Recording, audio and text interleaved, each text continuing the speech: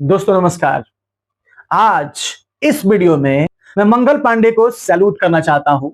Mangal Pandey active हो गए हैं और मंगल पांडे ने अपनी विभागीय कार्रवाई को शुरू कर दिया है, जिसमें सबसे पहले बिहार के एसकेएमसीएच यानी कि मुजफ्फरपुर अस्पताल के सुप्रिंटेंडेंट मैडम नप गई हैं, यानी कि उनको सस्पेंड कर दिया गया है। और दूसरा कार्रवाई जो हुआ है ये पटना मेडिकल कॉलेज यानी कि पीएमसीएच के जो डिप्टी सुप्रिंटेंडेंट थे उनको भी विभागीय कार्रवाई करके उनको भी तत्काल पद से हटा दिया गया, यानी कि सस्पेंड कर दिया गया है। और लगातार मीडिया के ट्रायल के बाद, लगातार जो है मीडिया के लगातार सवाल के बाद मंगल पांडे मीडिया के सामने आते हैं और कहते हैं कि जो भी इस मामला में, जो भी इस केस में दोषी होगा, किसी को भी बख्शा नहीं जाएगा, क्योंकि हमने अपनी टीम तैयार कर दी है और वो टीम इस वक्त जांच में जुट गई है।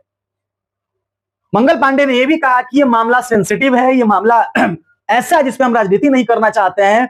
हम इस मामले को बड़े गंभीरता से देख रहे हैं और इस मामले को हम गंभीरता से देखते हुए मैं चाहता हूं कि जो पीड़ित बेटी है, जो जिसकी हत्या हुई, जिसकी मौत हो गई, उसको न्याय मिले।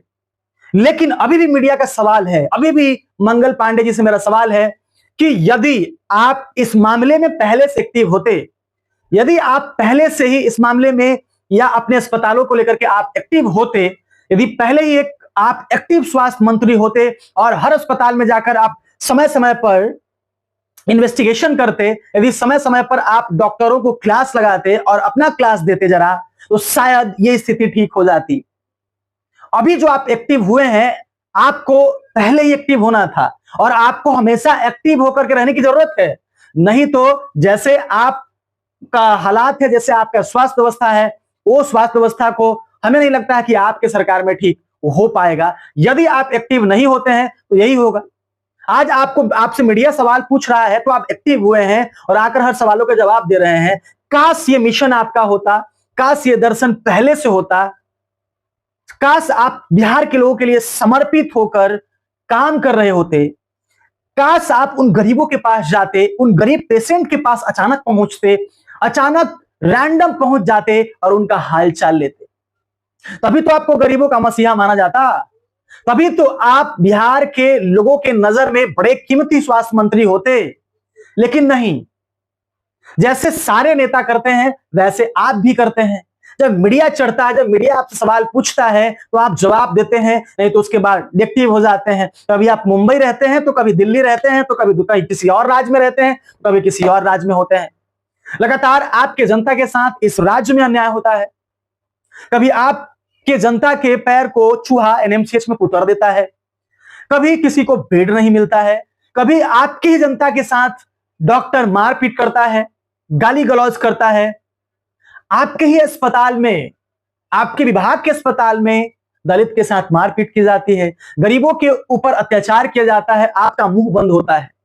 जब कोई व्यक्ति आवाज उठाने जाता है पटना मेडिकल कॉलेज में, तो आपके डॉक्टर और आपके विभाग के जो कर्मचारी हैं उनके ऊपर हमला करते हैं, उन्हें पीटते हैं, उन्हें मारते हैं, उन्हें गाली गलौज करते हैं, उनका वीडियो बनाते हैं और कहते हैं कि सही समय आने पर तुम्हारा इलाज कर देंगे, सही समय आने पर तुम्हारा वीडियो वायरल कर देंगे। और वो आदमी जाकर पटना मेडिकल कॉलेज के सामने रोता है, चीखता है और चिल्लाता है और यही कहता है कि हम अपनी मां का इलाज नहीं कराने आए थे, हम अपनी बहन का इलाज नहीं कराने आए थे, हम तो बिहार के जनता का मदद करने आए थे। लेकिन इन लोगों ने जो मेरे साथ किया वो कभी भी बर्दाश्त किया नहीं जा सकता है।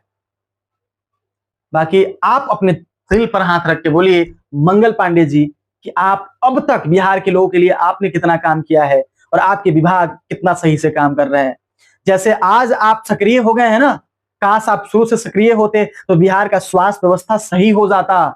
शायद जो पटना मेडिकल कॉलेज में दम तोड़ देते हैं, जो पेशेंट सही इलाज नहीं मिलने की वजह से उनकी मौत हो जाती है, जो पेशेंट को अच्छा इलाज पटना मेडिकल कॉलेज में नहीं मिलता है, काश यदि आप सक्रिय होते तो बहुत सारे जिंदगी बच सकती थी। लेकिन हमारे बिहार के लोगों को क्या कहना है, हमारे बिहार सरकार को कहना क्या है, मुख्यमंत्री नमूना और बाकी जितने भी मंत्रालय संभालने वाले लोग हैं सब के सब नमूना ही बैठे हुए हैं।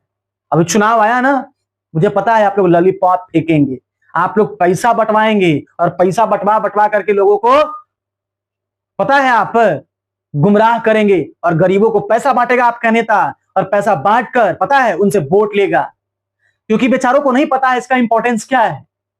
तो जो कमजोर है, जो गरीब है, जो बेचारा इलिटरेट है, उसको जाकर आपका नेता ठगेगा, फिर आप सत्ता में आएंगे, फिर बिहार को ऐसे लूटेंगे जैसे आपके मंत्रालय में लूटा जाता है। बाकी कितना अच्छे आप लोग हैं, कितना ईमानदार है, पूरा बिहार जानता है। आपका ब्लॉक में कितना अच्छा से काम होता है, पूरा जनता जानता है। आपके विभाग में कितना अच्छा से काम हो रहा है, पूरा जनता जानता है। बाकी आज के लिए इतना ही, दीजिए अपनी प्रतिक्रिया आप भी। आज के लिए इतना ही। जय हिंद, जय भारत।